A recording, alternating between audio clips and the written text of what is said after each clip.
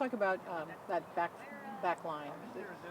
They seem to have been very solid in the last game, and are you satisfied with how that is rounding to form after sort of a shaky start? Yeah, I mean, I think in the back line it's all about, chemistry, cohesiveness, partnerships, and developing that kind of, relationship in that line. So, we had to rotate the left back, so we haven't had continuity there, and, Ridgie being out, certainly we're not going to be, quite as strong, but I thought last game we made progress, and, we're hopeful that Ridgie will be back in as well, so that gives us another, bit more depth. So we feel like we're headed in the right direction there, and we know it hasn't been good enough, but, we're hoping to build off the last game, because last game, it was pretty good. Still gave up a goal, but for the most part, we were much tougher to play through. That back line was sort of a plug and play due to those injuries, and Zarek Valentin was on the left side. Now he's on the right side, and you've talked about how he's more natural on the right side. Yeah. Do you think that helped in sort of bolstering his performance and steadying the back line? Yeah, I mean, we never really expected Zarek to play left back, but, we were so thin with Clutie, not being ready, and Toma being out, and Ridgie being out, which meant we had to slide Jermaine at center back.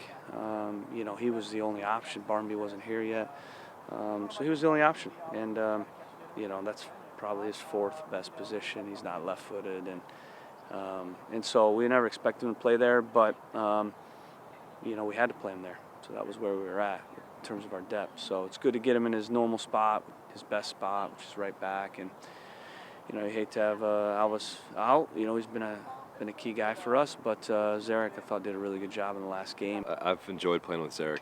He's a smart player. He's really gifted on the ball, and I think that's an underrated part of his game, and he communicates really well. So it's been very easy to work with him so far.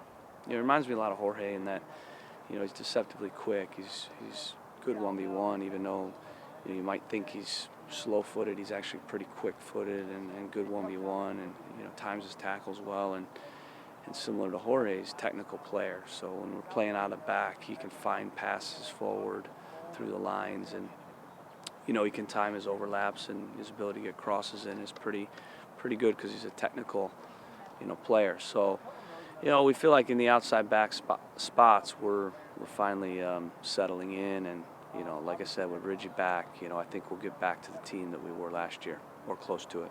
Well, I think positionally he does a great job. I think that he just knows the right spots to be in. I think he's a little bit more comfortable on the right side, being a right-footed player, and I can understand that. And I really think that he's got that experience too. He's played abroad, and when you play in a different league, you learn a lot about tactics and about different players and how you need to play to perform at your best.